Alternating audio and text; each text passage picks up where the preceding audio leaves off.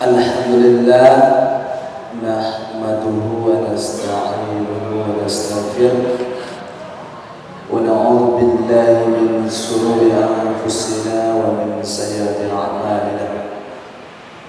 Asyhadu an la ilaha illallah wahdahu la syarika lah wa asyhadu anna Muhammadan abduhu wa rasuluhu la nabiyya ba'da amma ba'du. Pertama-tama marilah kita panjatkan rasa syukur kita atas kehadirat Allah Subhanahu wa taala yang alhamdulillah pada kesempatan pagi hari ini Allah Subhanahu wa taala selalu memberikan nikmatnya kepada kita, baik nikmat kesehatan maupun nikmat kesempatan, nikmat iman dan juga nikmat Islam, dan juga masih banyak nikmat-nikmat yang lain yang mana nikmat itu tanpa kita sadari bahwa itu adalah nikmat. Kemudian salawat dan salam semoga tercurahkan kepada junjungan Nabi kita yaitu Nabi Muhammad sallallahu alaihi wasallam. Salawat juga terhadap para keluarganya, sahabatnya, serta orang-orang yang senantiasa istiqamah mengikuti jejak langkah beliau sampai akhir zaman. Dan semoga kita menjadi salah satu umatnya yang nanti diberikan syafaat oleh beliau di akhir zaman. Amin ya rabbal alamin. Bapak Ibu yang insyaallah dimuliakan oleh Allah Subhanahu wa taala, seperti biasa mungkin kajian kita pada pagi hari ini agak sedikit molor karena waktunya sudah lebih 15 menit, kurang lebih 15 menit. Tapi ini tidak menjadi persoalan karena barangkali Bapak Ibu sedang berhalangan mungkin sehingga belum banyak yang hadir. Kita bisa memakluminya. Tetapi sembari kita menunggu Bapak Ibu yang lain yang masih di perjalanan, alangkah baiknya kita mulai saja dulu kajian kita pada pagi hari ini. Bapak Ibu yang insyaallah dimuliakan oleh Allah Subhanahu wa taala, adapun susunan acara yang akan kita lalui pada pagi hari ini atau kajian rutin Sabtu pagi hari ini, yang pertama pembukaan, kemudian yang kedua pembacaan himpunan keputusan tarjih, kemudian yang ketiga kajian inti, yang keempat kalau waktunya masih memungkinkan untuk sesi tanya jawab maka kita akan buka sesi tanya jawab. Tapi kalau tidak ada waktu ataupun waktunya tidak memungkinkan maka kita menuju acara yang terakhir yaitu penutup. Bapak Ibu yang kami muliakan, mengawali kajian rutin kita pada Sabtu pagi hari ini, marilah kita buka dengan membaca basmalah bersama-sama. Bismillahirrahmanirrahim. Kemudian selanjutnya adalah pembacaan himpunan putusan tarjih Muhammadiyah, yang mana pada kesempatan ini seperti biasa yang selalu disampaikan oleh al-ustadz kita yaitu Ustadz Kusmanto SAG. Kepada al-ustadz waktu dan kesempatannya kami persilakan.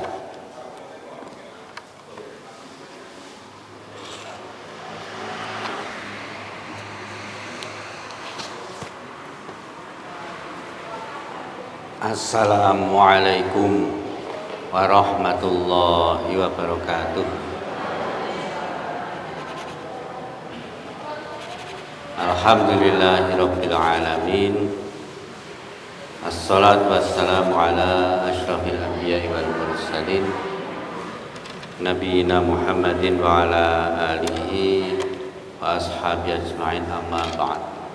Bapak, Ibu-ibu jamaah rahimakumullah, kita lanjutkan setelah kemarin kita membahas tentang bacaan atau surat yang dibaca atau ayat setelah membaca Al-Fatihah. Kita sekarang masuk kepada rukuk ya. Setelah selesai membaca surat atau ayat, selanjutnya rukuk. dalam posisi bersedekap mengangkat kedua tangan sejajar bahu, yang mana jari-jari atau kedua ibu jari sejajar dengan daun telinga, ya. Rafi'an yadaika halwa mangkibaika muhadiyan bi ibhamaika udunaika, seraya mengangkat kedua belah tanganmu sejurus bahumu mensejajarkan ibu jarimu pada dua telingamu. Ini putusan nomor 3 pada himpunan putusan tarjih, ya. Jadi kalau kita praktekkan, ya, ini posisinya ketika bersedekap kemudian tangannya kita angkat demikian, ya. Nah, nanti di berikutnya ini dengan mengucap takbir. Jadi caranya adalah mengangkat kedua tangan seperti takbiratul ihram sambil mengucap takbir, membungkuk ke bawah dengan posisi punggung lurus dengan leher atau kepala, dan kedua telapak tangan memegang kedua lutut. Nah, ini bisa dipraktekkan, Mas Syarif, mungkin praktek di sini. Jadi setelah bersedekap, ya, menghadap ke sana biar bawah, rukuk, ya. Ya, Allahu Akbar, takbir dulu, ya, Allahu Akbar, kemudian tangan memegang lutut ini lurus, ya, kepala kemudian punggung, ya, itu lurus. Nah, itu ya 1 jam gitu ya Mas Arif. Oke, terima kasih, ini prakteknya itu, ya. Hal ini dinyatakan dalam HPT Kitab Sholat putusan 13 sampai 16. Sumarfa yadaika mislama rafa'tahuma fi takbiratil ihram. Kemudian angkatlah kedua belah tanganmu seperti dalam takbir permulaan atau takbiratul ihram. Tapi posisi awalnya sudah bersedekap, gitu. Karena ketika membaca Al-Fatihah, membaca surat atau ayat itu masih bersedekap, kemudian Allahu Akbar, gitu, ya. Sumarfa kemudian sumarka kemudian rukuklah, ya, mukabiron dengan bertakbir, ya. Jadi dengan bertakbir kemudian rukuk tadi disebutkan, ya, punggung, leher, kepala itu lurus membungkuk ke bawah, ya. Musawiyan zuhroka wa mukoka akhiran rukbataika biyadaika, ya.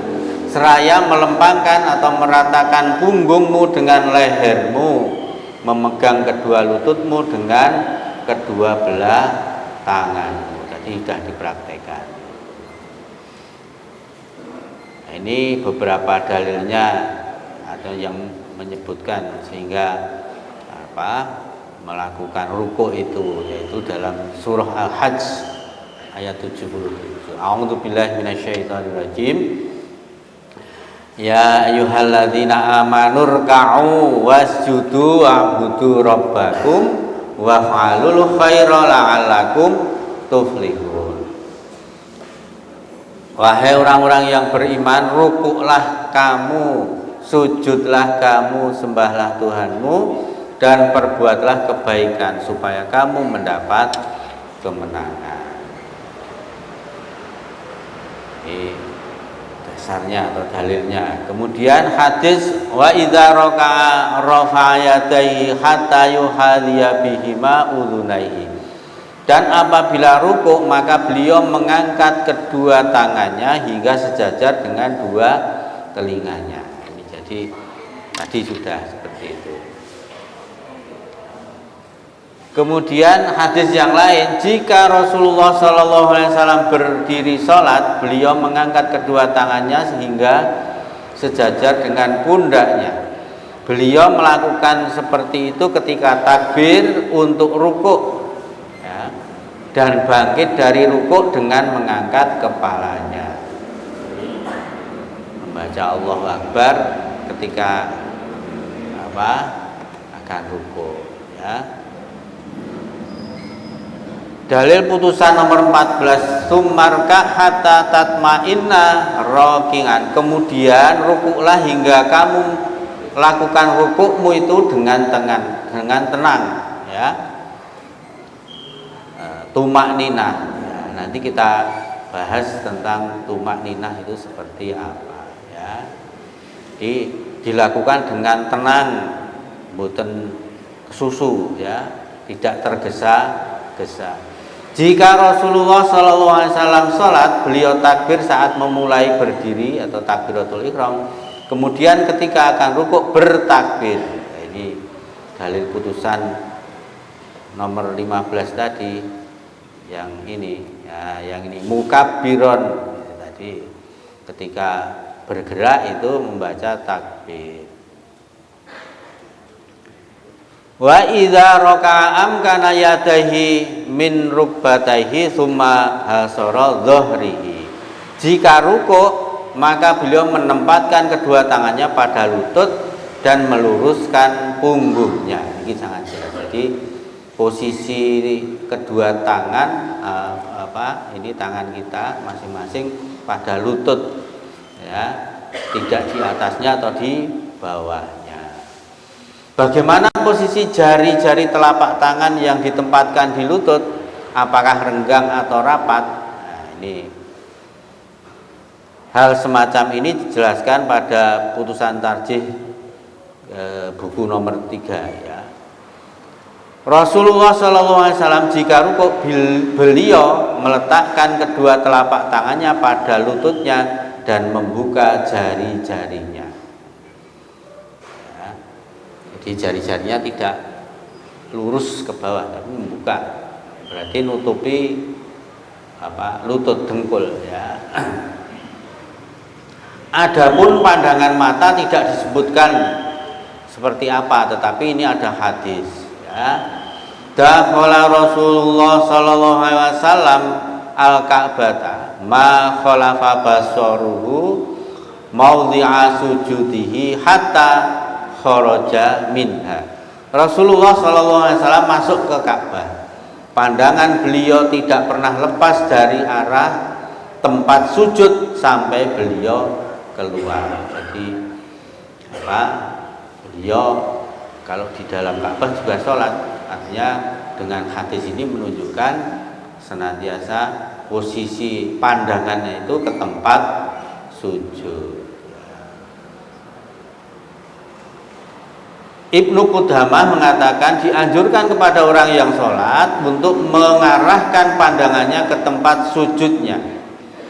Nah, pendapat Imam Ahmad bin Hambal, ya, ini kekhusyuan dalam sholat adalah mengarahkan pandangannya itu ke tempat sujud. Nah, ini Bapak, kalau di dalam putusan tarjih memang tidak belum kita temukan yang secara jelas menyebutkan tentang bagaimana pandangan kita, mata kita itu, tapi dalam bahasan-bahasan lain itu disebutkan ya pandangan kita itu ke tempat sujud. Mengatakan Bapak Ibu jamaah rahimahullah, pagi hari ini semoga bermanfaat. Insya Allah kita lanjutkan kesempatan yang akan datang, yaitu ya tentang tumak nina, tentang bagaimana cara kita melakukan rukuk, kemudian nanti berdiri, i'tidal dan seterusnya.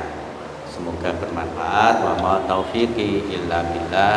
Assalamualaikum warahmatullahi wabarakatuh.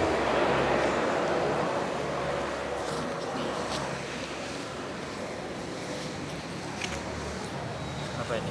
Ini band suaranya. Ini aja boleh. Boleh. Ini kan.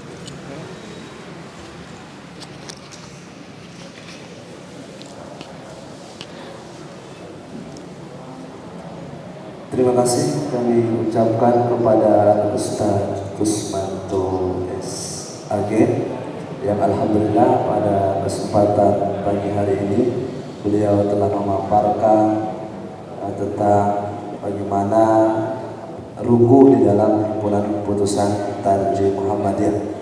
Kemudian selanjutnya ialah kajian inti yang alhamdulillah pada kesempatan hari ini beliau yang akan dibersamai oleh Ustaz kita, yaitu Ustaz Dr. Muhammad Ihsan LCMA, yang mana beliau akan menyampaikan seputar bunga rampai hukum Islam. Tanpa panjang-panjang lagi, kepada Al-Ustaz waktu dan kesempatannya saya persilakan.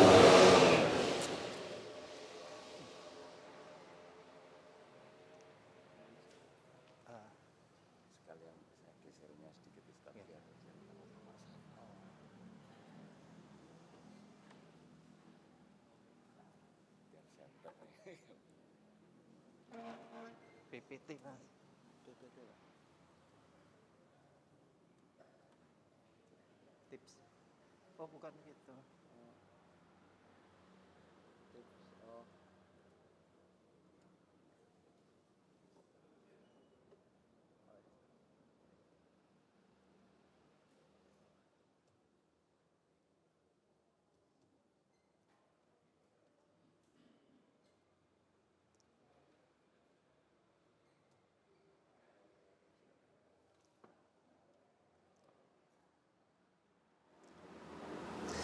Bismillahirrahmanirrahim. Uhayyikum bi tahiyyatil Islam, tahiyatan min indillahi mubarakatan thayyibah.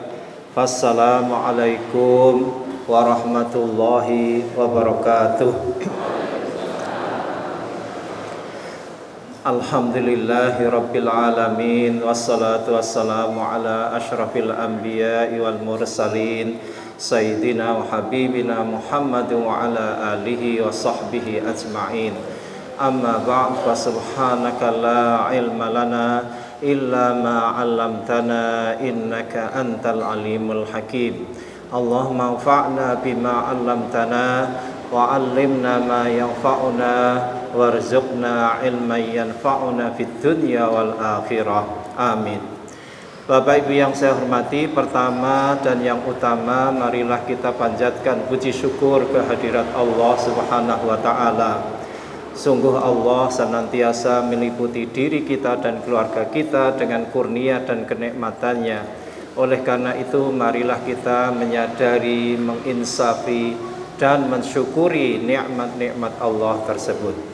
Selanjutnya salawat dan salam marilah kita sanjungkan kepada Nabi kita Muhammad sallallahu alaihi wasallam.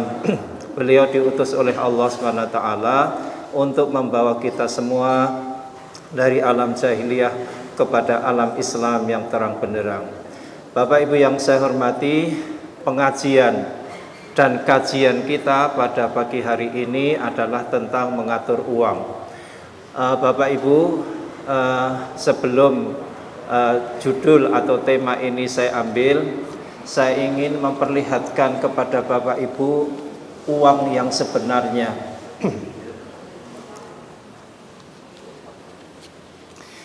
Jadi Bapak Ibu yang saya hormati, uang kita ini ya, ini yang merah ya, biar nampak jelas.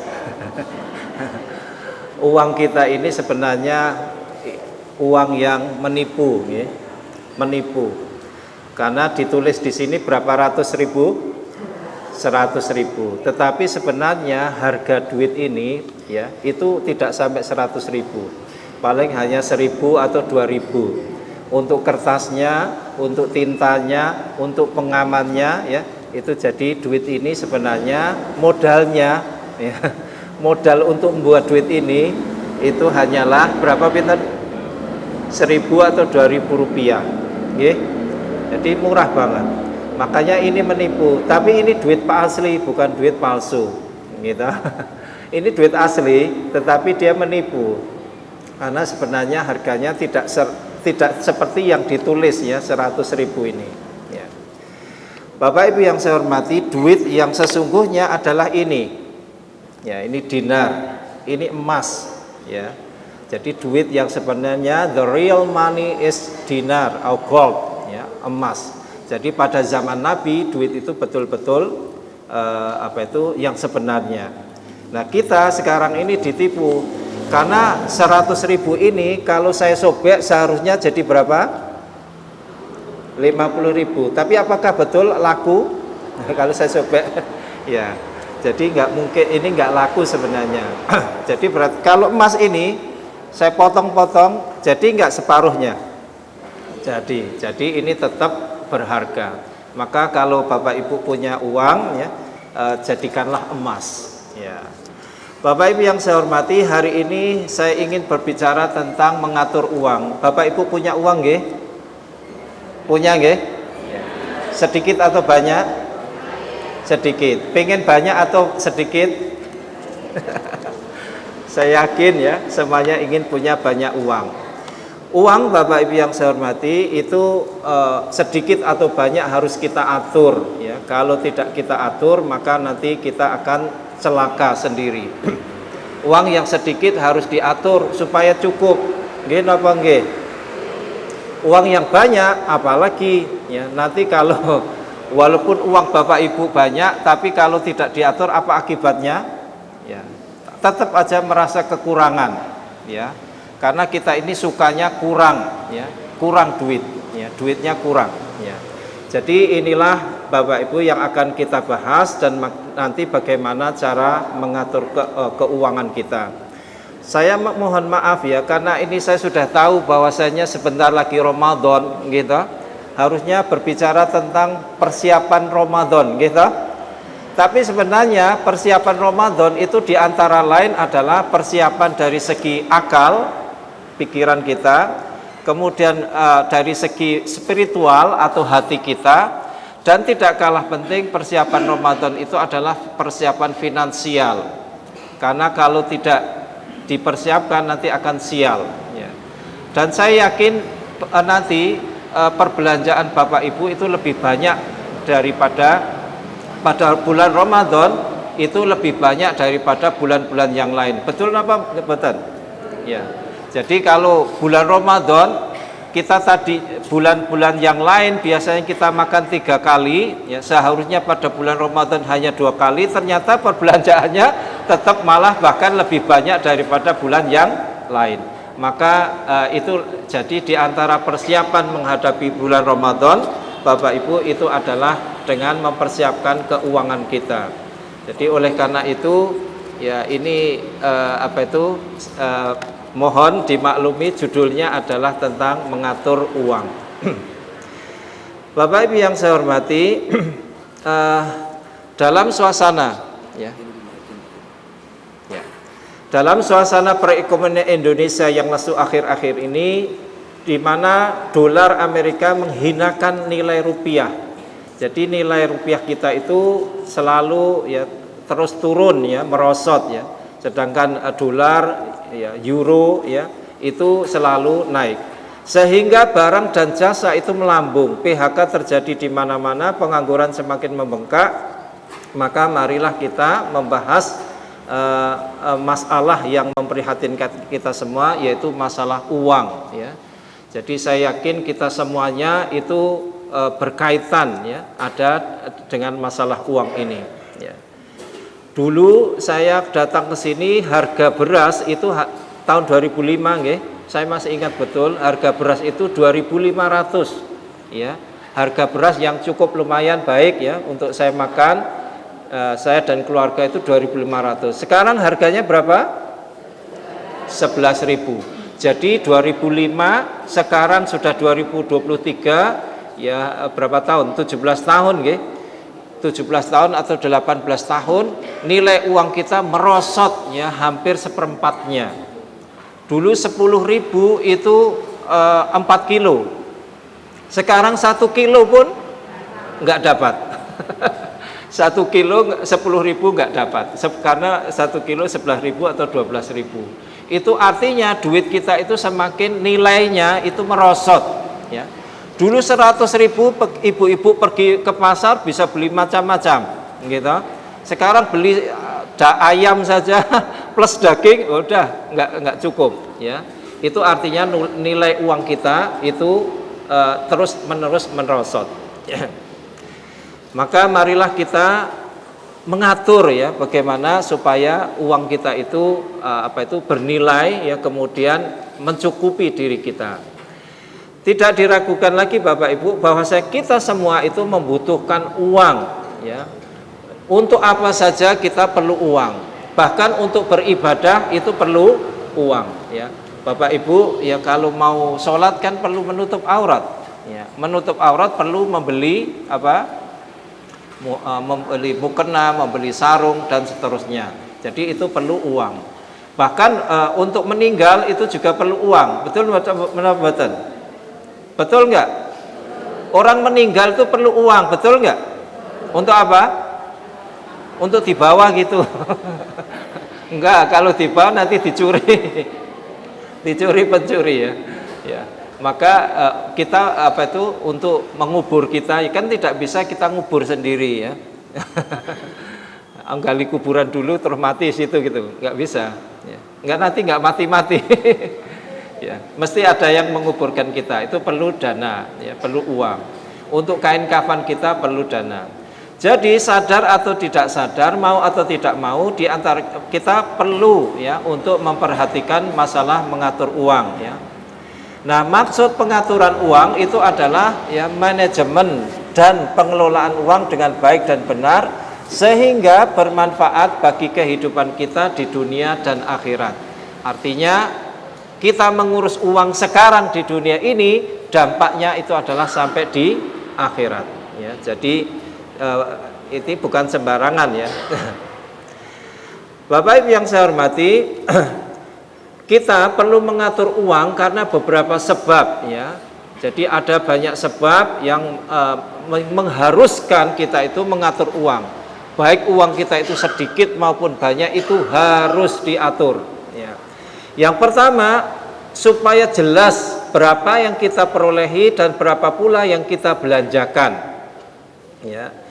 Seringkali ya kita memperoleh duit ya, kemudian kita tidak atur sehingga kita membelanjakannya sembarangan ya, maka kemudian duit saya itu mana? Kok enggak ada? Ya, padahal ya dia duitnya banyak, tetapi kok selalu merasa kurang ya, karena tadi ternyata tidak jelas ya, dapatnya berapa, kemudian keluarnya juga berapa, itu enggak jelas.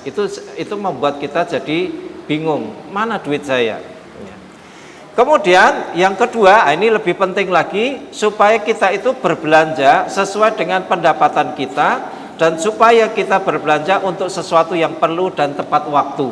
Jadi kalau kita mengatur duit Bapak Ibu, itu supaya kita itu berbelanja sesuai dengan pendapatan kita sendiri. Ya, tidak terpengaruh oleh tetangga kita ya. Seringkali ya Bapak Ibu kita terpengaruh dengan orang lain ya. Tetangga kita beli mobil ya, kita pengen ya. Tetangga kita beli rumah ya, kita pengen. Beli TV yang tipis ya, kita pengen. Jadi itu artinya kita ya kalau hanya pengen, kemudian pengen saja itu normal ya, manusiawi. Tapi kalau kemudian kita belum mampu kemudian kita beli juga, nah ini sudah mengacaukan ya kehidupan kita ya. Uang kita itu akan membuat kita kacau ya. Dan kemudian supaya kita berbelanja sesuatu yang perlu dan tepat waktu. Jadi antara yang perlu dan yang diingini itu berbeda Bapak Ibu ya. Kadang-kadang kita menginginkan sesuatu tapi sebenarnya tidak perlu. Nah itu hati-hati, ingin ini, ingin itu. Nah ingin itu kita itu banyak banget gitu. Ingin punya kalung, ingin punya gelang, ingin punya ini macam-macam ya untuk ibu-ibu ya. Tetapi ya keinginan kita itu biasanya menjebak ya, menjebak kita, membuat kita sengsara itu karena keinginan yang tidak bisa kita kontrol ya. Jadi Bapak Ibu yang tidak bisa mengontrol keinginannya ya, atau istilahnya ya, keinginan itu hawa nafsu sebenarnya. Hawa nafsu ya, ya itu, maka itu akan mencelakakan diri kita sendiri ya. Kemudian kita perlu mengatur uang itu karena supaya hidup kita tenang, ya, tidak dihantui oleh permasalahan uang dan hutang. Ya. Uang dan hutang ini sangat tipis ya bedanya. Uang itu adalah uang kita sendiri, ya. Hutang itu adalah uang orang lain yang ada pada diri kita. Nah itu jadi akibatnya ya kalau kita nggak mengatur keuangan kita, uang orang bisa ada di tangan kita. Tapi harus mengembalikan. Nah ini masalahnya. Kalau uang orang ada di tangan kita, ya, kemudian kita tidak mengembalikan, artinya sudah diberikan, ya maka alhamdulillah nggak ada masalah. Ya. Masalahnya tinggal bagaimana kita membelanjakan.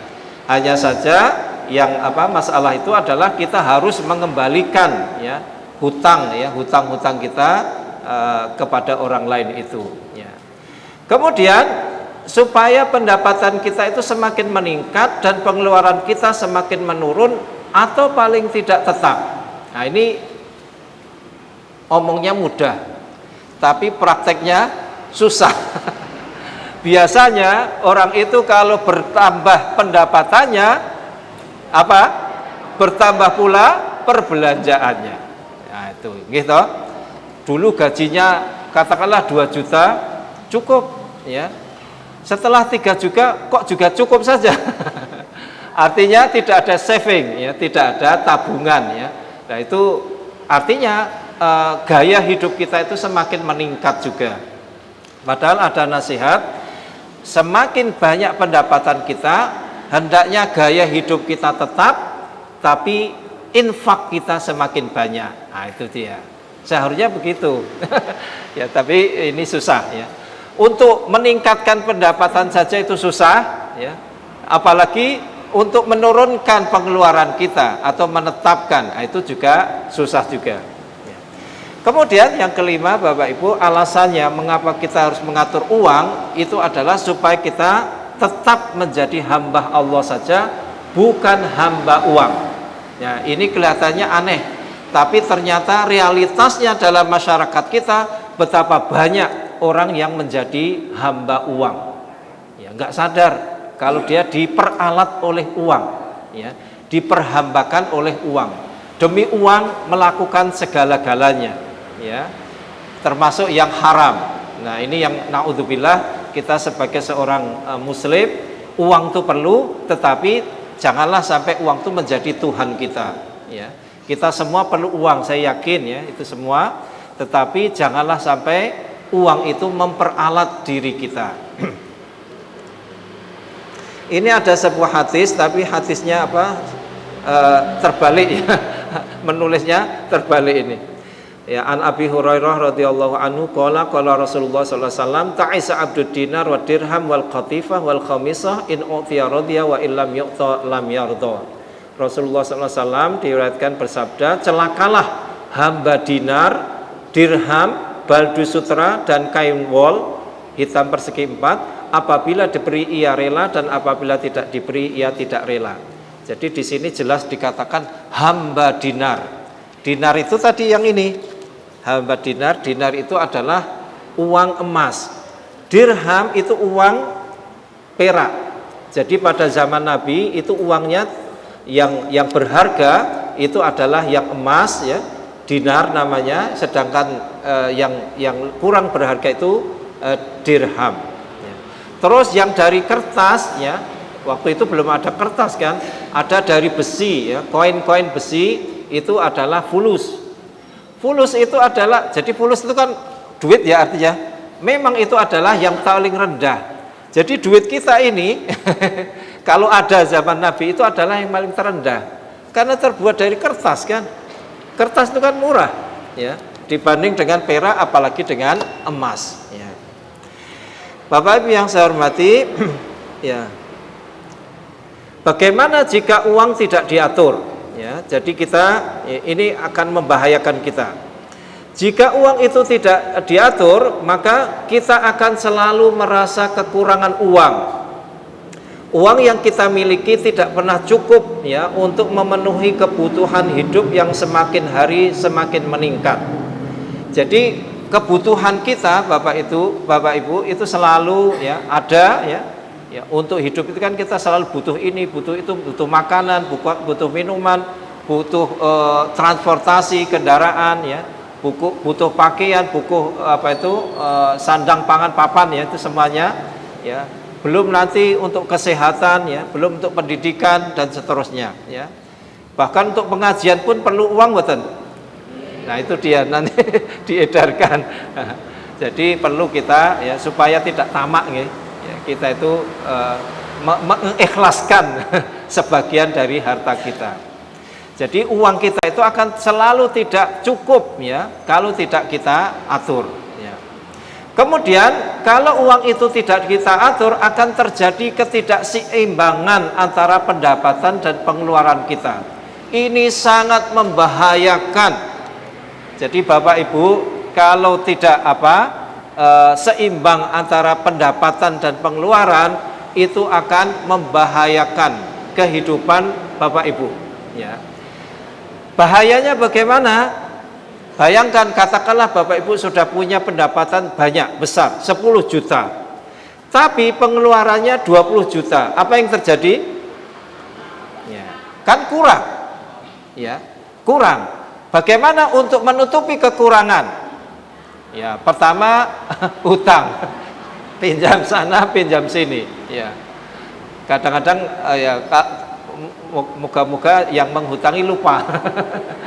Kita berdoa supaya yang menghutangi kita lupa. Padahal dia nggak lupa. Saya dipinjami uang Bapak Ibu, ya lumayan besar, lumayan ya bagi saya besar, 5 juta gitu. Sudah bertahun-tahun, ya, diam saja. Saya diamkan, diam saja. Ya. Jadi mungkin dia merasa lupa atau pura-pura lupa, ya. Kita nggak lupa karena kita catat, ya. Jadi ya itu kalau pendapatan kita besar 10 juta, kemudian pengeluaran kita lebih dari 10 juta, pasti, ya, akan, pertama itu bukan hutang, tapi pertama itu biasanya ngorek-ngorek tabungan, gitu. Tabungan sudah nggak ada, maka dia berhutang. Berhutang nggak ada, nah ini yang bahaya. Ini sudah kepidana ini, menipu, ya, atau menggelapkan dan seterusnya. Nah, ini jadi ternyata kalau kita tidak bisa mengatur uang kita, ya, maka itu bisa mengarah kepada pidana. Ya, maka hati-hati Bapak Ibu. Kemudian ketiga, walaupun penghasilan dan uang kita banyak, jika tidak diatur dengan baik, pasti akan membuat kehidupan kita kocar-kacir karena banyak hutang dan pada akhirnya akan menjadi orang miskin. Menjadi miskin, Bapak Ibu, itu tidak berdosa. Halo Bapak Ibu, nyuwun sewu nggih, yang miskin itu tidak berdosa. Tapi ada tapinya. Miskin gara-gara tidak mengatur uang, bisa dihukumi berdosa karena mendolimi diri sendiri dan keluarga. Leres mboten? Monggo dibantah boleh. Saya dosen nggih. Saya biasanya sama mahasiswi saya, silahkan kata-kata ini dibantah kalau memang salah menurut Bapak Ibu. Jadi saya katakan sekali lagi, miskin, ya, sudah berusaha, kerja sana, kerja mati, banting tulang, ya, pergi pagi-pagi, ya, sebelum subuh sudah ke pasar, orang lain sudah pulang, dia masih di pasar. Memang tidurnya di pasar, ya. Ada Pak Bu, karena saya kan tinggalnya di dekat pasar tuh. Sebelum subuh ketika kita masih tahajud itu sudah ke pasar. Wah, ini sregepe bukan main, ya. Pulangnya orang-orang sudah pulang dari pasar, dia masih juga di situ. Ternyata orang pasar, ya. Jadi sregepnya ya hanya di pasar saja, ya. Cari duit pagi siang malam, ya. Itu tetap miskin juga, itu enggak berdosa, ya. Yang berdosa itu adalah kalau dia jatuh miskin karena apa? Tidak mampu untuk mengatur uangnya, ya. Uang tidak diatur, ya tadi pendapatannya 10 juta sudah banyak, tapi pengeluarannya lebih dari itu. Nah, itu kan enggak pandai mengatur, ya. Jadi memenuhi hawa nafsunya saja. Kemudian jika uang tidak diatur, uang yang tidak diatur dengan baik akan mendorong kita untuk tidak mensyukuri uang yang ada pada kita. Nah ini, kok duitnya kurang terus, jadi nggak bersyukur. Kapan bersyukur? Nah nanti kalau gaji saya sudah 10 juta, ya kalau sudah 10 juta juga nanti sedekahnya, ya bersyukurnya nanti kalau sudah 20 juta. Ya. Padahal uang yang sedikit itu wajib disyukuri, dan apalagi yang banyak. Nah itu jadi yang sedikit itu perlu disyukuri. Bapak Ibu saya kira sudah ini pernah mendengar cerita Tha'labah yang gitu. Dia datang kepada Nabi, wahai Nabi, tolong doakan supaya aku jadi orang kaya. Ini minta doa yang aneh. Zaman Nabi itu biasanya para sahabat minta doanya, ya wahai Nabi, tolong doakan supaya aku masuk surga, dijauhkan dari neraka. Wahai Nabi, tolong doakan supaya aku bersamamu di surga kelak. Tapi ini Tha'labah datang menghadap Nabi minta doa supaya kaya, minta pesugihan. Minta pesugihan kepada Nabi. Padahal doa Nabi itu mujarab, ya. Kalau didoakan ya betul-betul. Tapi sebelum mendoakan Nabi itu udah menasihati Tha'labah, wahai Tha'labah, yang sedikit kamu syukuri itu lebih baik daripada yang banyak kamu tidak mampu untuk bersyukur. Udah dinasihati begitu. Tapi Tha'labah itu masih merengek-rengek, merayu-rayu, wahai Nabi, nanti saya akan sedekah, saya akan bayar zakat, saya akan bantu sana, bantu sini, ya. Maka akhirnya karena didesak, Nabi mendoakan. Doa Nabi terkabul, ya. Kambing-kambing Tha'labah itu beranak pinak luar biasa, ya kan? Berkembang dengan cepat, lebih dari biasanya, ya. Akhirnya jadilah Tha'labah ini mempunyai binatang ternak, ya, kambing-kambing yang banyak. Dulu ketika kambingnya sedikit, Tha'labah itu kalau sholat berjamaah dengan Nabi. Tapi setelah kambingnya banyak, ya, repot, ya, sibuk mengurus kambing, akhirnya sholat berjamaahnya dengan kambing-kambing. Na'udzubillah min dzalik. Sholat jamaahnya dengan siapa? Dengan kambing. Dulu dengan Nabi. Oh, enak sekali toh kita kalau bisa dengan Nabi, ya. Oh, ini sholat jamaahnya dulu dengan Nabi, akhirnya karena sibuk dengan kambingnya, terlalu berkembang luar biasa, akhirnya sholat jamaahnya dengan kambing. Ya, itu karena harta Bapak Ibu. Ya, Bapak Ibu ngeloni harta terus, ya sholatnya ya bersama hartanya, itu takut ya lo hilang. Nah, jadi itu sifat harta, sifat uang itu begitu. Maka hati-hati, ya, punya duit banyak jangan seneng. Jangan seneng, ya. Jadi kemudian kalau uang itu tidak kita kelola dengan baik, maka uang yang tidak dikelola dengan baik akan membuat kita menjadi hamba uang. Nah, itu tadi, ya, dia menghamba kepada uang, ya. Nah, sekarang masuk kepada yang inti, dan waktunya sudah mencemburi kita. Bapak Ibu yang saya hormati, untuk mengatur uang itu ada beberapa tipsnya, ada beberapa usulan, ya. Semoga bisa kita lakukan ini. Yang pertama, pastikan uang yang kita peroleh itu adalah halalan thayyiban, halal lagi baik. Artinya diperoleh dari pekerjaan-pekerjaan yang halal, dan cara-cara mengerjakannya itu juga halal. Itu harus pasti, ya. Bukan dari pekerjaan-pekerjaan yang syubhat, tidak jelas, dan apalagi yang haram atau dengan cara-cara yang haram. Itu Bapak Ibu, supaya duit kita, harta kita berkah, itu pertama ini harus diperhatikan. Sumber penghasilan kita pastikan yang halalan thayyiban, yang halal lagi baik, ya. Jangan sampai penghasilan kita naudzubillah dari katakanlah perjudian, jual miras, pelacuran, ya, perdukunan. Kalau dukun bayi mboten napa-napa, ini dukun yang santet-santet itu loh. Di tengah masyarakat kita masih banyak dukun santet, ya. Itu tidak halal, ya, duit seperti itu, ya. karena apa itu nyogok ya, nyogok sana nyogok sini, karena korupsi, naudzubillah, itu harus kita hindari. Jadi harus kita pastikan harta yang masuk ya ke rekening kita, ke dompet kita, ke saku kita, itu adalah yang halalan thayyiban. Kalau ada yang meragukan, ya ini harus kita stop. Ya, walaupun duitnya banyak harus stop. Ini memang tidak mudah. Ya, karena banyak orang mengatakan, Pak, cari yang halal saja susah, apalagi cari yang haram saja susah, apalagi yang haram, yang halal ya. Oke, yang kedua, untuk mengatur uang, pastikan uang yang kita perolehi secara halalan thayyiban itu kita belanjakan untuk hal-hal yang halalan thayyiban juga. Nah, jadi datangnya itu secara yang baik-baik, halal, maka kita belanjakan, pastikan ya itu adalah yang halalan thayyiban juga. Karena belum pasti Bapak Ibu, orang yang punya duit yang halal itu akan membelanjakannya untuk yang halal ya.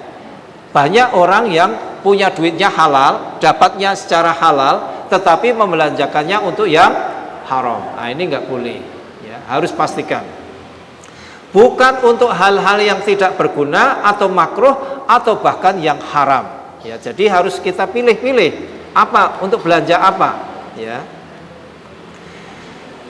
Nah, ini ada hadisnya yang menyatakan bahwasanya kita ini akan dimintai pertanggungjawaban oleh Allah SWT masalah duit kita dari dua arah. Ya, ini dari dua arah pertanggungjawaban kita terhadap masalah harta atau uang ya Bapak Ibu, itu dari dua arah. Dari mana kita memperolehi dan untuk apa kita membelanjakan. Nah, itu ada hadisnya. Sebelum nanti kita pergi kemana-mana di akhirat, sebelum ditanya yang lain-lain ya, kita akan ditanya tentang harta kita, dari mana kita memperolehi dan untuk apa kita membelanjakan ya. Yang ketiga, untuk mengatur uang agar bermanfaat, hendaknya kita mencatat semua pendapatan dan pengeluaran kita per bulan. Nyun sewu, di sini ada nggak yang sudah melakukan? Untuk pribadi loh Pak, untuk yang individu, yang untuk keluarga ada nggak? Nggak ada sama sekali. Ya, kok yang angkat tangan saja? Ya. Monggo dicatat Bapak Ibu, bukan untuk umum ya, bukan untuk apa itu bangga-banggaan, bukan ya. Dicatat semua pendapatan kita dari bapak ini, dari bapak itu, dari gaji, dari mana-mana, catat. Dari ceramah dicatat. Oh, ternyata ada peningkatan. Dulu sekian dapat sekian, dari masjid apa Mutahirin itu dicatat. Pengeluaran Bapak Ibu juga dicatat, termasuk nyun sewu untuk sedekah, untuk anak yatim piatu, untuk masjid, dicatat. Bukan untuk umum, bukan untuk sombong, tetapi untuk memastikan duit kita itu dari siapa saja ya, kemudian untuk apa saja itu kita jelas. Kalau orang Jawa katakan cetha welo welo. Jadi kita nggak tercari-cari. Mosok gaji kita 10 juta kok kemana saja itu 10 juta. Nah, jadi kita harus mencatat ya. Ya. Jadi yang dicatat itu bukan utang piutang saja Bapak Ibu. Pendapatan kita dicatat ya. Pengeluaran kita dicatat. Nanti Bapak Ibu kalau sudah praktek ya, tolong dipraktekkan ya. Tolong dipraktekkan ya. Kemudian nanti akan tahu apa itu manfaatnya. Sangat bermanfaat ya, sangat bermanfaat ya. Yaitu ya diantara lain adalah jadi kita jelas ya berapa yang kita masuk, berapa yang keluar. Gampang saja, tiap hari makanya setelah jajan 50.000 untuk bakso, 10.000 untuk apa gitu ya, itu jajanan umpamanya, itu dicatat.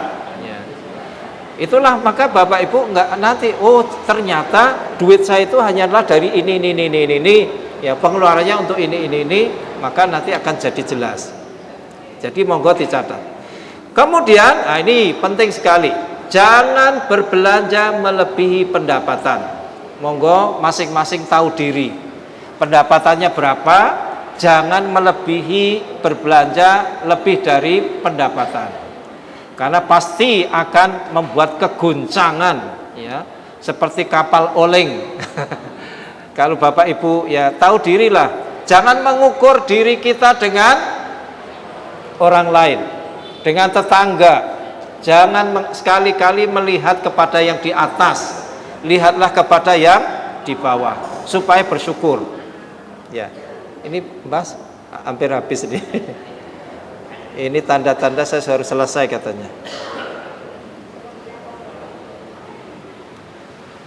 Baterainya habis. Ya, dan waktunya juga sudah habis nih. Ini tanda-tanda supaya apa? Ya, ya. Kemudian berhematlah, jangan boros, hiduplah secara sederhana walaupun kaya. Nah ini, walaupun apa? Kaya. Jadi Bapak Ibu, walaupun Bapak Ibu kaya, apalagi yang miskin. Sudahlah miskin, nggak mau hidup yang sederhana, hidupnya boros. Ini kan namanya nggak tahu diri. Ya, nyun sewu, yang miskin, duitnya sedikit, tapi gaya hidupnya naudzubillah, pakai tas yang merek apa gitu puluhan juta. Oh, ini kan nggak apa itu, orang miskin tapi kalungnya 1 kilo di leher, ya. Itu kan enggak, itu mesti utangan itu. Nek orang utangan menipu itu. Ya, jadi ya hiduplah ya, berhematlah, jangan boros, hiduplah secara sederhana walaupun kaya. Jangan kalah dan cepat tertarik dengan iklan-iklan yang ditawarkan. Nah, ini iklan tuh pinter Bapak Ibu. Iklan-iklan di mana-mana lah sekarang ini, di media sosial, di TV, di radio, di koran, ya itu bukan main ya. Wah murah, diskon ya. Akhirnya kita kepingin. Nah kalau udah kepingin udah nggak apa, kita nggak mampu untuk menahan. Ya, jadi jangan.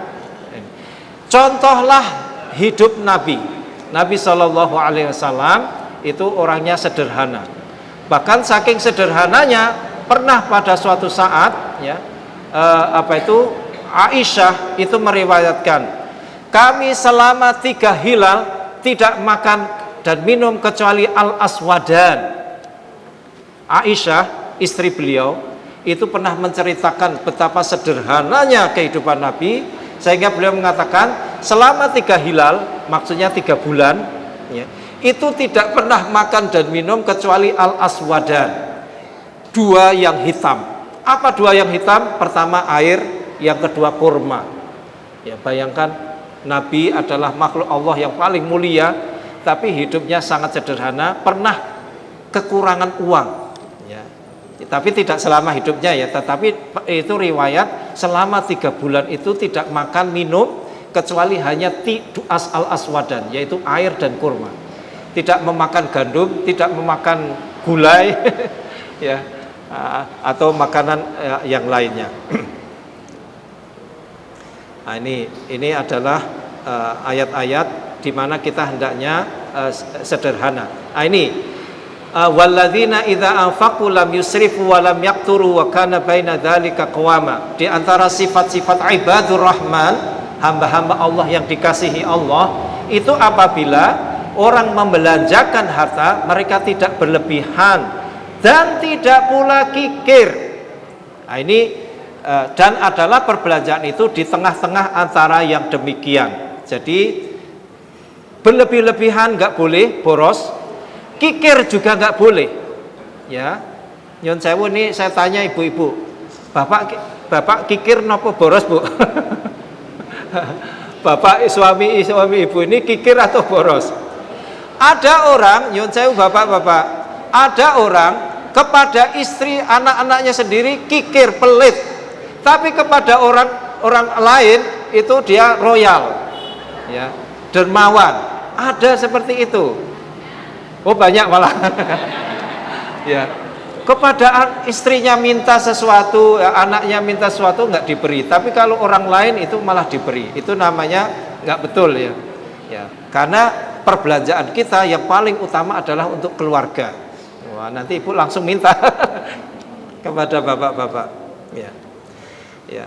Ya, tips yang keenam, untuk mengatur uang dengan baik hendaknya kita mempunyai tabungan atau simpanan atau investasi. Nah, jadi bapak ibu ya, walaupun sedikit pendapatan bapak ibu, tolong bisa menabung.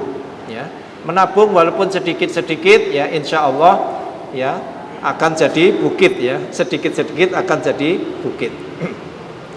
Ya, untuk mengatur uang yang baik, jauhi hutang semampu mungkin, apalagi hutang yang konsumtif dan berbunga.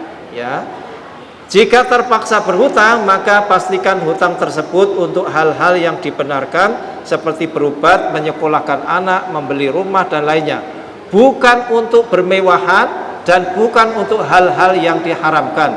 Pastikan hutang kita adalah the last alternative. Ya, terus yang terakhir ya, dalam pengaturan uang hendaknya kita usahakan menambah ya pendapatan sampingan dengan kerja-kerja dan cara-cara yang halalan thayyiban. Ya, jadi nambah penghasilan ya, dibolehkan ya di dalam Islam ya, dianjurkan kalau kerja utama kita itu memang belum mencukupi, katalah jadi guru ya, belum mencukupi, maka nanti setelah mengajar ya kita boleh melakukan hal-hal yang lain ya, yang bisa mendatangkan penghasilan untuk kita dan keluarga kita. Demikian Bapak Ibu, kesimpulannya, harta dan uang itu merupakan nikmat dari Allah, dan dalam waktu yang sama harta dan uang itu adalah amanah dari Allah. Oleh karena itu hendaklah kita mengatur harta dan uang kita dengan sebaik mungkin, karena kita akan dimintai pertanggungjawabannya. Uang Bapak Ibu itu adalah alat, maka perlakukan uang sebagai alat dan jangan sampai uang itu memperalat kita. Uang itu harus kita atur, jangan sampai uang yang mengatur kita. Demikian Bapak Ibu yang dapat saya sampaikan, semoga ada manfaatnya. Nggak ada tanya jawab ya? Ya, waktunya sudah habis, maka demikian. Aku qauli hadza wa astaghfirullahal azim li wa lakum. Wassalamualaikum warahmatullahi wabarakatuh.